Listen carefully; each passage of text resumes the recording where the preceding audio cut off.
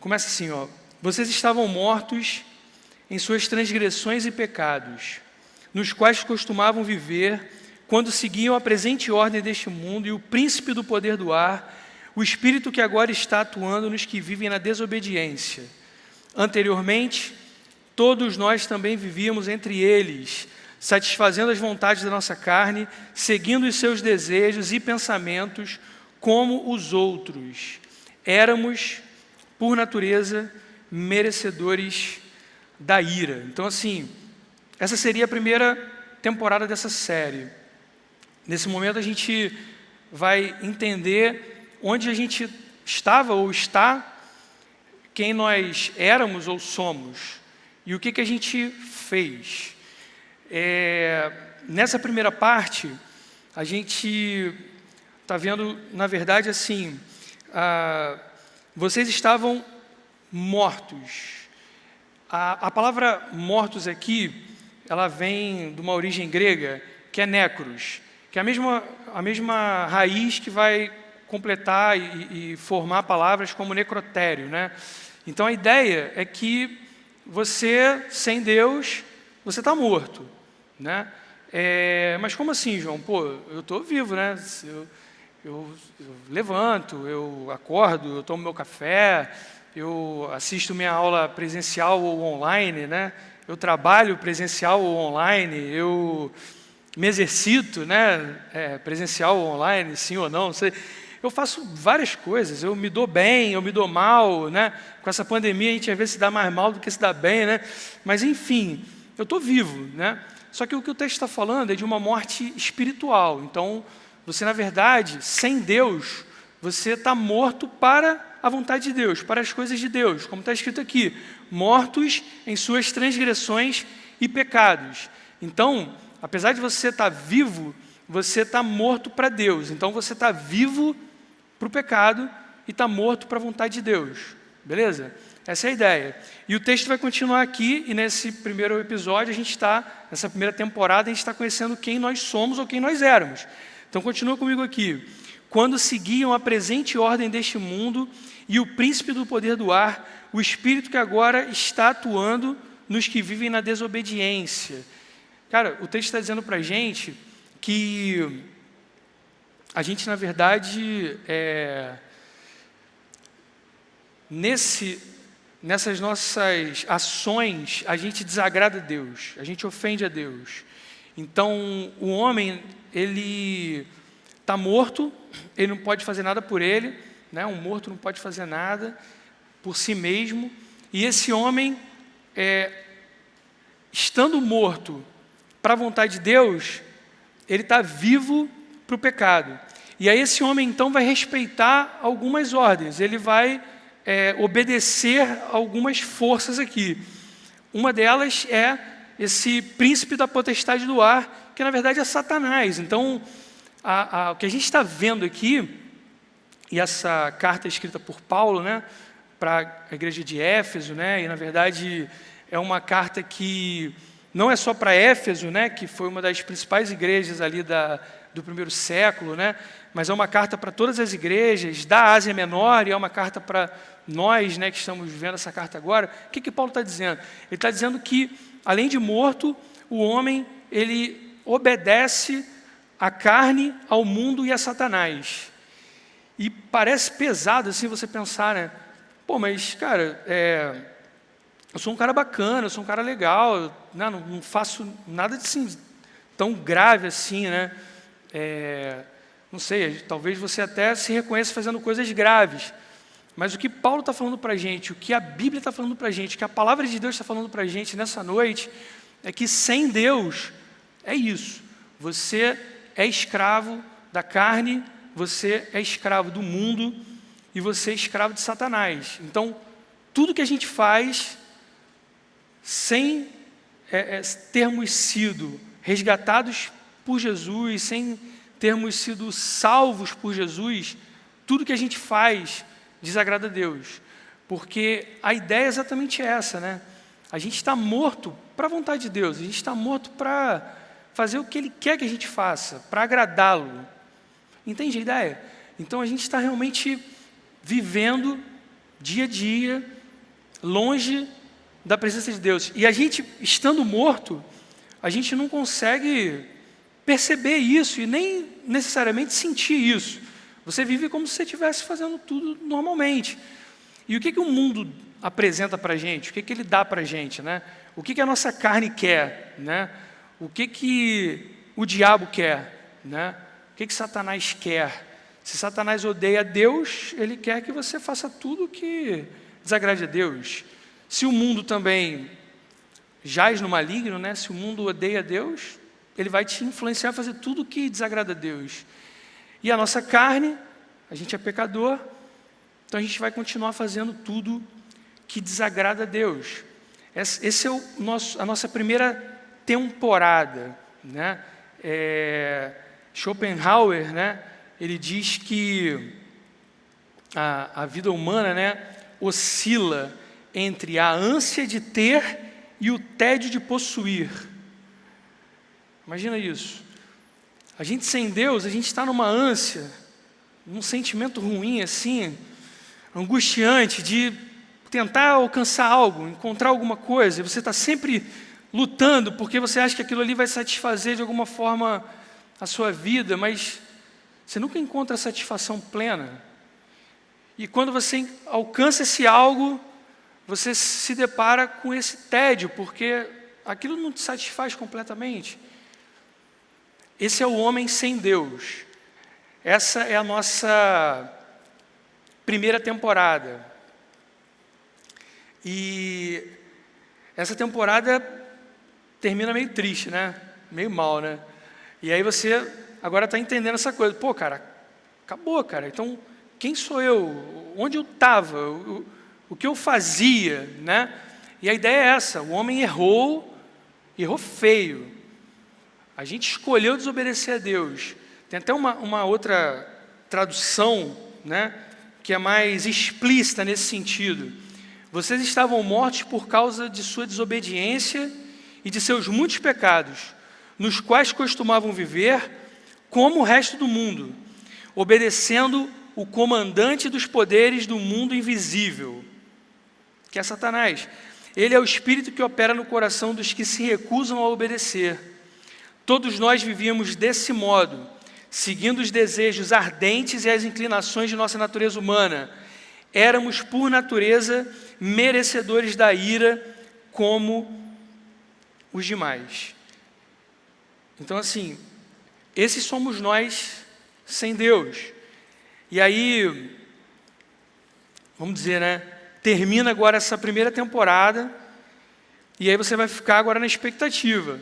Cara, estou perdido, né? Eu estou morto, eu não posso fazer nada por mim, eu sou escravo do pecado, da carne, sou escravo do mundo, sou escravo de Satanás. Parece pesado dizer isso, né? Mas sem Deus, você está encolerado, e aí tudo que você faz está subordinado a essas forças. Eu queria que você entendesse isso, e você que já teve uma experiência com Jesus, que você lembrasse disso nessa noite. Aonde você estava, o que você fazia, quem você era. É importante que a gente lembre desse detalhe, que a gente lembre desse aspecto. Beleza? Está todo mundo comigo? Tranquilo?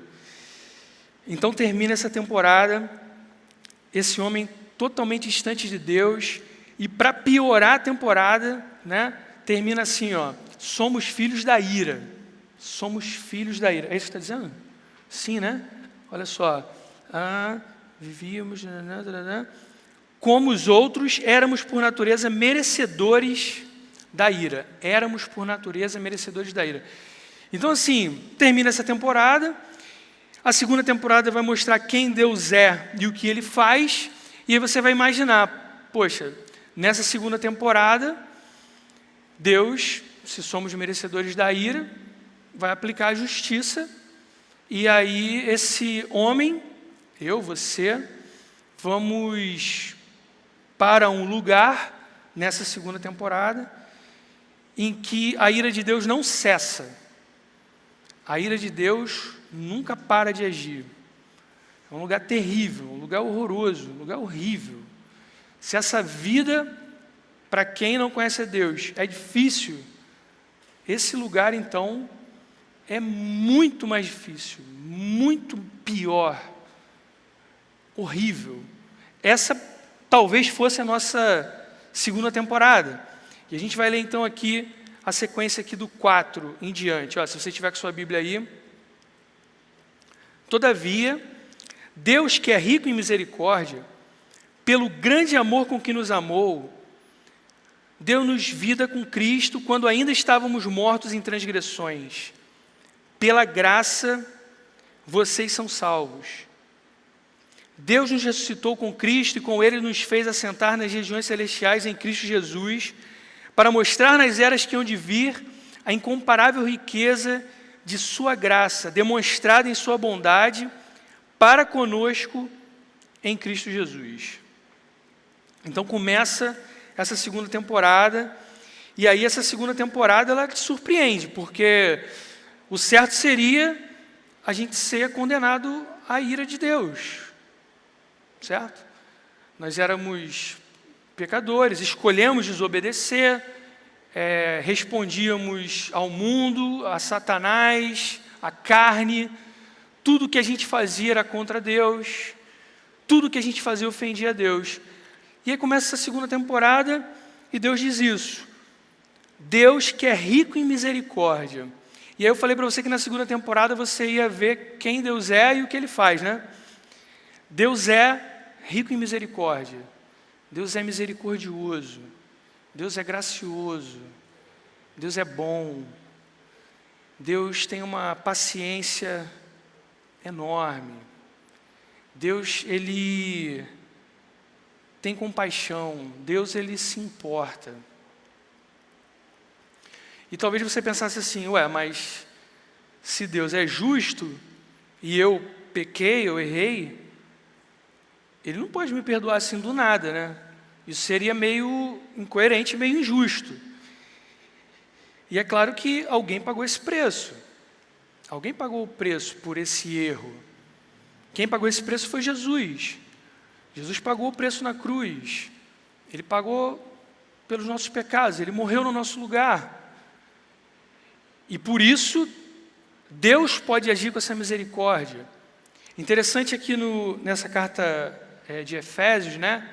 Que no capítulo 1, o capítulo 1 fala disso, né? Fala de Deus planejando, Jesus executando e o Espírito Santo comprovando, né? Isso no nosso coração, na nossa vida. Esse é o capítulo 1 de Efésios. É Deus colocando o coração dele na igreja, colocando o coração dele na humanidade, frente a esse homem que errou e que escolhe errar e que continua errando, continua pecando. Mas Deus, Ele é rico em misericórdia. E continua o texto aqui, não sei se você está com o texto aí aberto. Pelo grande amor com que nos amou. Que grande amor é esse? Que tamanho é esse amor? Qual o cumprimento? Qual a duração desse amor? Qual a profundidade desse amor? Cara, sendo bem honesto, diante do que foi dito aqui, né, na primeira parte, esse amor tem que ser muito grande. Tem que ser muito grande. Eu não sei se você seria honesto o suficiente assim para se olhar, né? E olhar quem você é. Eu falei um pouco aqui, como se fosse uma primeira temporada, que é a primeira parte do texto. O texto falou isso, né? Que a gente costumava viver seguindo a presente ordem deste mundo. Cara, quem era você? Não sei, assim. Eu sei quem eu era. Eu sei quem eu era. Mentiroso, invejoso, egoísta, manipulador, violento. Eu era depravado. Eu era carente de atenção. Esse era eu naquela primeira parte ali do texto. Tudo que eu fazia por mais bonzinho que parecesse, cara, desagradava a Deus. Porque não era para a glória dele. Eu nem tinha isso em mente, eu não sabia disso. Eu vivia para mim, eu vivia para o que o mundo apresentava. E o mundo sempre me apresentava maneiras diferentes de errar, de pecar. É isso que o mundo faz. Maneiras diferentes de te afastar de Deus. É isso que o mundo faz. E aí entender a grandeza desse amor, um amor especial, um amor peculiar, um amor que você nunca viu em nenhum lugar. Essa é a grandeza do amor de Deus. Imagina você aqui na minha frente agora. Não vou te chamar não, né? Não está podendo por causa das restrições aí de saúde. Beleza? Mas imagina você aqui na minha frente agora. A gente se conhece e a gente começa a se relacionar.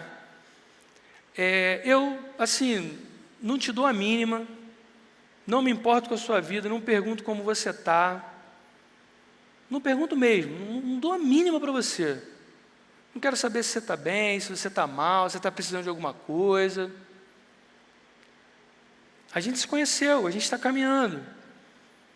E eu estou pouco me lixando para você. Mas você me trata de uma maneira assim, atenciosa, carinhosa. Você quer saber como eu estou. Você quer me ajudar. Se eu estiver passando por um perrengue, você chega junto, você me apoia. Você está preocupado comigo. Você está me amando pra caramba. E eu estou me lixando para você. Está entendendo que esse amor é grande? Mas eu vou te dar uma outra situação. Imagina você aqui na minha frente. Só que em lugar de eu te dar a mínima, eu te ofendo, eu te entristeço, eu te traio, eu te agrido. Eu mato a pessoa que você mais ama. E eu insisto em fazer essas coisas. Eu insisto em te magoar. Eu insisto em te decepcionar. Aí sabe o que você faz? Você me ama. Você cuida de mim. Você me perdoa. Você me aceita. Está entendendo? A ideia aqui é perplexidade. A ideia dessa temporada é constrangimento.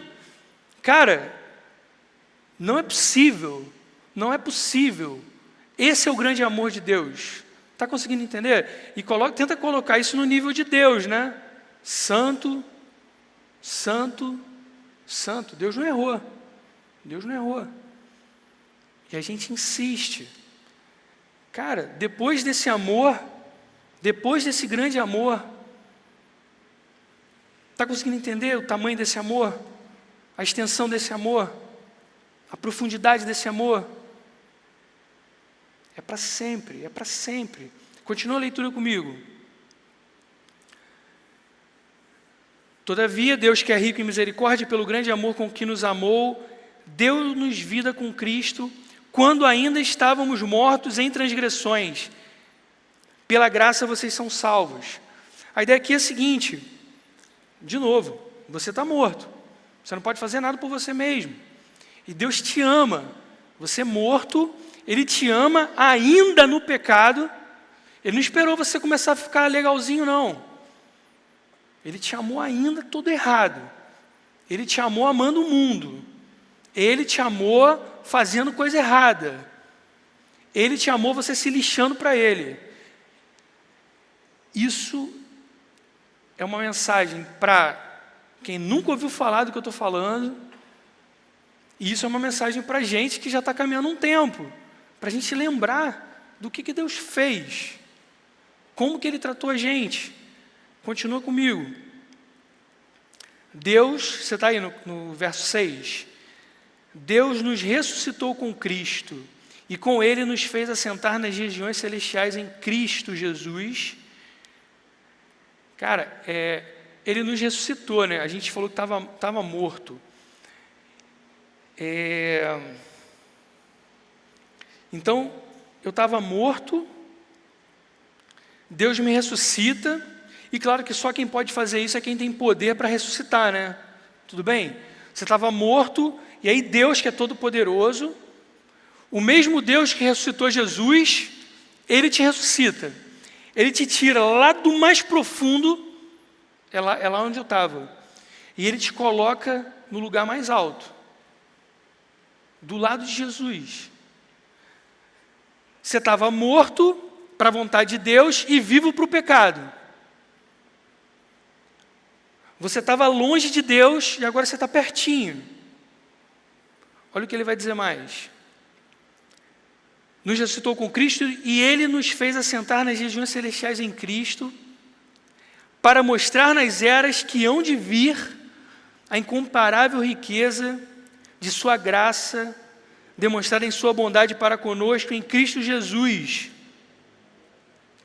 Claro que Ele faz isso para a honra e glória dEle, e Ele vai mostrar nas eras que hão de vir o quanto Ele é bom, o quanto Ele é misericordioso, porque Ele aceitou pessoas como eu, ainda mortos, ainda pecadores, e Ele me fez assentar nas regiões celestiais com Cristo Jesus.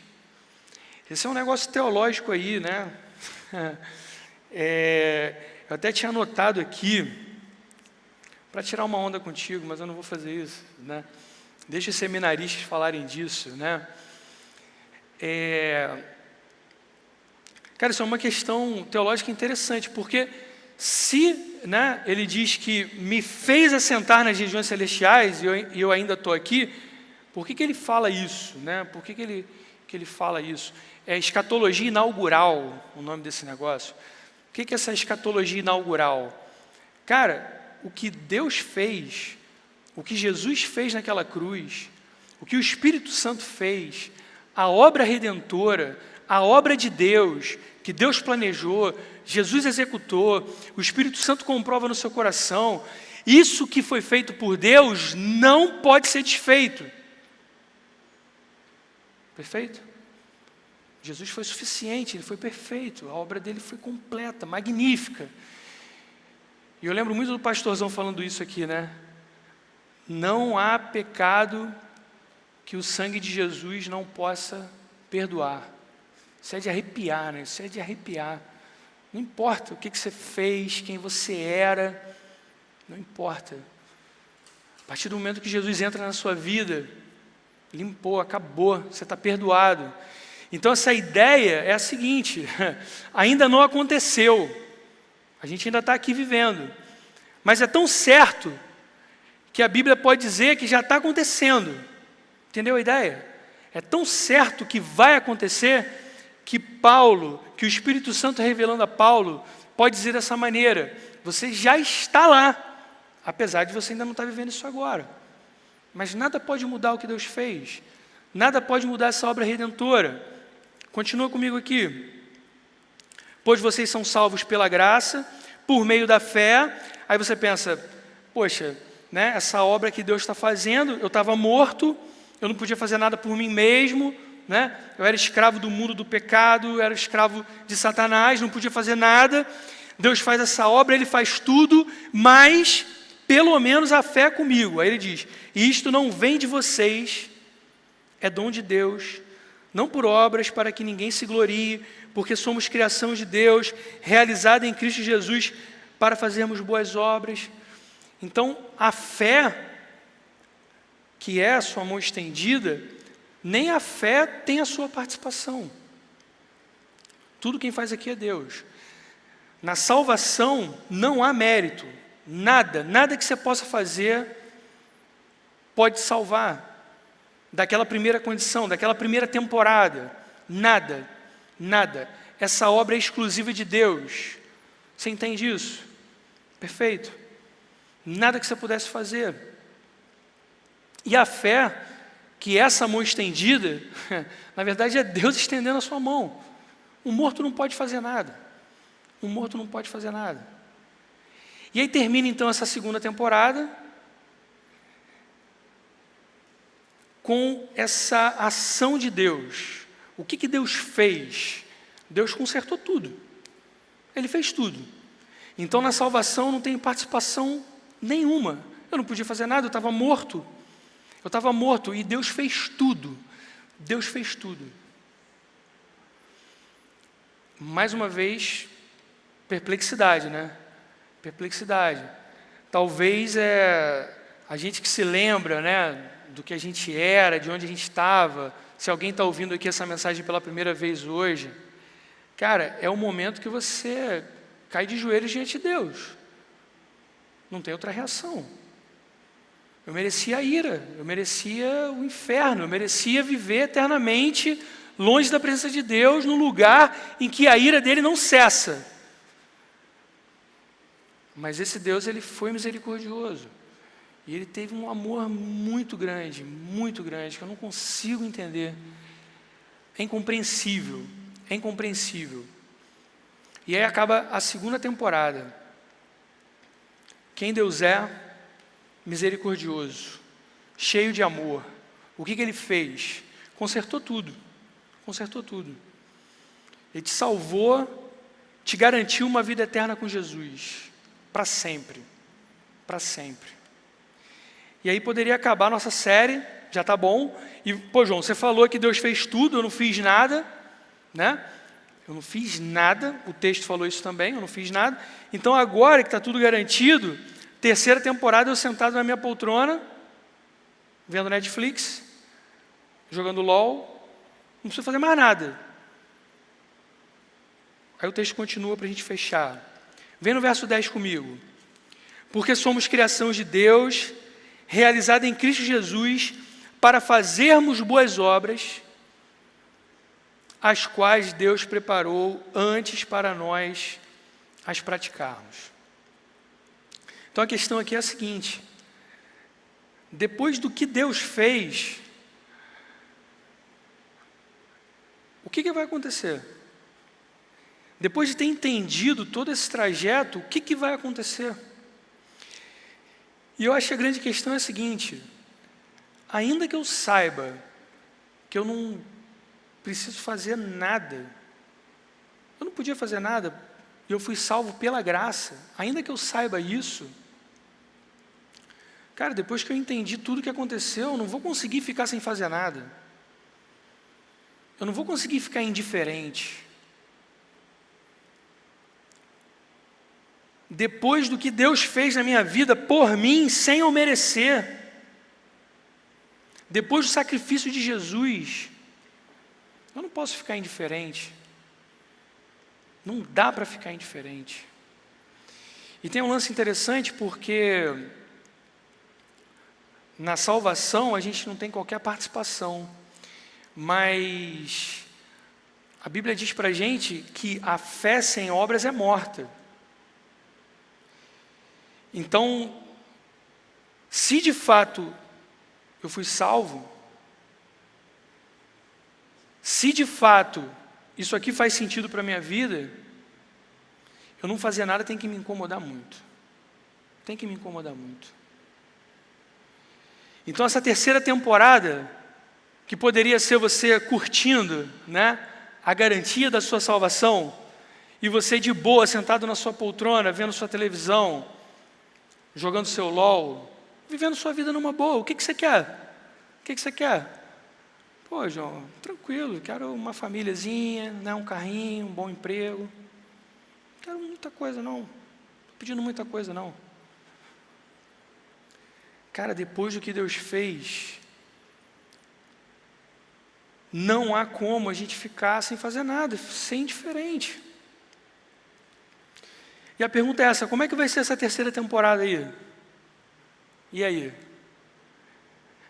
Termina a segunda temporada, Deus agindo de maneira extraordinária, com a graça, agindo com graça na sua vida. E a terceira temporada, como que vai ser? Como que você vai fazer essa terceira temporada? João, é o seguinte, eu nunca tinha ouvido falar nesse negócio, beleza? Estou ouvindo isso pela primeira vez hoje, não sabia de nada disso, só que, cara, isso está fazendo sentido no meu coração. Isso que você está falando está fazendo sentido para mim. Realmente, cara, eu sou essa pessoa aqui da primeira temporada, eu vivo dessa forma, mas isso está gerando uma insatisfação no meu coração. Eu quero mudar. Cara, eu posso te dizer hoje, baseado na palavra de Deus, eu posso te dizer hoje, baseado na vida de tantas pessoas que eu conheço aqui, e baseado na minha vida, cara, em Jesus você pode mudar. Em Jesus você pode parar de viver dessa forma triste, sem propósito. Em Jesus você pode abandonar coisas que você faz e que machucam o teu coração. Se você está ouvindo essa palavra pela primeira vez, ou está assistindo esse vídeo depois, cara, a palavra acabou de garantir isso para a gente. Deus amou a gente com um amor tão especial, tão grande. Então, se você está nessa situação, entrega a sua vida para Jesus. Muda de vida. Faz uma mudança total. E que essa terceira temporada seja completamente diferente. Tem uma opção de gente aqui que pode te ajudar. Se você está assistindo esse vídeo, tecla aí, fala com a gente vai tentar te encontrar. Entre em contato com a nossa igreja, fala com algum líder de célula, a gente vai caminhar junto. Você também não vai estar sozinho, não. João, eu não sou essa pessoa que nunca ouviu esse negócio, eu já ouvi, já tenho até caminhado um pouco aí com Jesus, mas assim, estou num momento meio, desanimado, meio em dúvida, meio, já vivi até algumas coisas, mas está de boa. Eu acho que está de boa. Cara, o meu desejo nessa noite é que, realmente, cara, arda no seu coração da onde que Deus te tirou, cara. Quem você era. Eu sei quem eu era.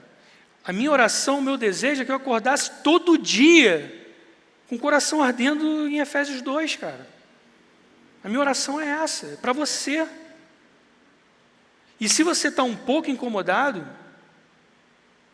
cara, é o Espírito Santo tocando no teu coração. Se você está muito incomodado, é o Espírito Santo tocando no seu coração. Então, João, eu sei que eu fui salvo, eu sei que, beleza. Então, o que eu posso fazer agora? Cara, tomar uma decisão. Mais uma vez. Você pode parar de pecar, cometer esses mesmos pecados. Você pode se dedicar mais à leitura da palavra, à oração, aos ministérios da igreja.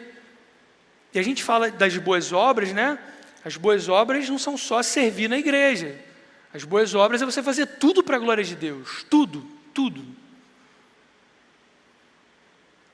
Eu também vivi essa experiência de começar a mudar minha cabeça. Eu vivia para trabalhar, para ganhar dinheiro, para isso, para aquilo. Aí eu comecei a entender, cara, não, é tudo para a glória de Deus. Eu posso fazer tudo para a glória de Deus. E você dedicar a Deus. E, claro, gente, se envolver nos ministérios da igreja, liderança, discipulado, ministério de serviço, tudo que você imaginar, cara. Tem muita coisa para fazer, o texto está falando. As obras que de antemão Deus planejou para que a gente andasse nelas. João, eu não sou esse cara que nunca ouviu essa palavra, eu não sou esse cara que está um crente mais ou menos. Eu estou um crente maneiro. Você está esse crente aí maneiro mesmo? João, eu estou esse crente aí, assim, eu sou um crente bom, João. Eu leio minha Bíblia todo dia, eu oro todo dia. Sempre que alguém fala uma parada assim, e aí, parabéns, você, não, graças a Deus, glória a Deus. Eu já sou esse crente, cara. O que você tem que falar para mim? Cara, o que eu tenho a falar para você é o seguinte.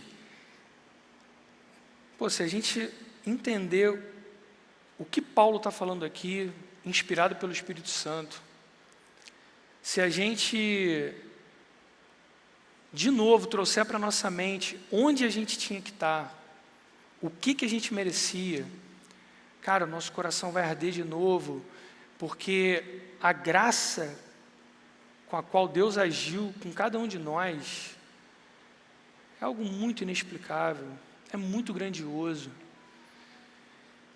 Então, assim, se você já é um crente bacana, um crente legal, cara, ousa ir além, um pouco mais além. Por que não? Ousa amar mais a Deus, cara. Eu não estou fazendo uma exposição para a gente sair daqui malzão assim e tal. de certo modo, isso tem que dar uma crise na gente, claro. Mas a intenção é que a gente fique de joelhos diante de Deus, que a gente fique totalmente encantado com o que Ele fez. A grande doideira disso aqui é a seguinte, é o poder chegar para você assim, com toda tranquilidade e falar assim, você não precisa fazer nada. E você falar assim, pô João, mas eu não consigo. Está entendendo o que eu quero dizer? Cara, não precisa fazer nada, você não precisa cantar não. Você não precisa tocar não. Quem é líder de célula aqui? Precisa não. Precisa não, cara. Pô, preciso respeitar meu pai, minha mãe? Não, cara. Jesus já fez tudo para você. Entendeu? Você não precisa fazer nada. Nada que você faça vai fazer você se salvar. Nada. A lei provou isso. Mas a minha oração é que essa noite é que você diga assim, João, mas eu não consigo. Eu não consigo mais, cara. Está entendendo? Eu não consigo mais ser esse cara egoísta. Eu não consigo mais ser esse cara mentiroso. Eu não consigo mais tratar as pessoas mal. Eu não consigo mais ficar indiferente. Eu não consigo mais não ler a Bíblia. Eu não consigo mais não orar. Eu não consigo mais mudar minha vida. Eu não consigo mais. Porque o que Deus fez comigo, cara, me larga, cara, me larga. Eu quero viver esse evangelho, eu quero viver essa palavra. O que está te segurando? O que está te prendendo? Eu não consigo mais viver esse pecado. Eu não consigo mais ficar dando desculpa. Eu não consigo mais, eu não sei, cara. Pensa aí. Você não precisa fazer nada. Mas eu quero que você saia daqui nessa noite dizendo, cara, João, eu não consigo não fazer nada. Eu não consigo. A forma que Deus me amou, a forma que Ele me tratou, a forma que Ele me trata, eu não consigo não fazer nada. Vamos orar? Senhor, a gente se coloca na Tua presença essa noite, Senhor. A gente pede, Senhor, que essa verdade seja revelada aos nossos corações pelo Teu Espírito Santo, Senhor. Não é uma retórica, Senhor, não é um convencimento, Senhor. É o poder da Sua palavra. O que o Senhor fez, a forma que o Senhor nos amou, a obra magnífica de Jesus naquela cruz. Eu sei quem eu era, Senhor, eu sei quem eu era. E depois desse amor tão extraordinário, Senhor, inexplicável, Senhor, eu quero viver para a honra e glória do Teu nome, eu quero viver essas boas obras que estão escritas aqui em Efésios, Senhor. Me ajuda, Senhor, me ajuda, Senhor. Me ajuda, Senhor. Enche a minha vida com o Teu Espírito Santo. Que essa seja a oração dos meus irmãos aqui nessa noite. Enche o coração de cada um aqui com o Teu Espírito Santo. Quem está ouvindo a gente. Leva a gente a uma vida totalmente diferenciada, Senhor. Que de alguma forma, Senhor, a gente se sinta assim, Senhor, impulsionado, Senhor, apaixonado, Senhor, com o coração ardendo, Senhor, para glorificar o Teu nome em tudo que a gente for fazer, Senhor. Ajuda a gente a viver dessa forma. Por favor, Senhor, por favor, Pai. Essa é a nossa oração, Pai, em nome de Jesus. Amém. Amém.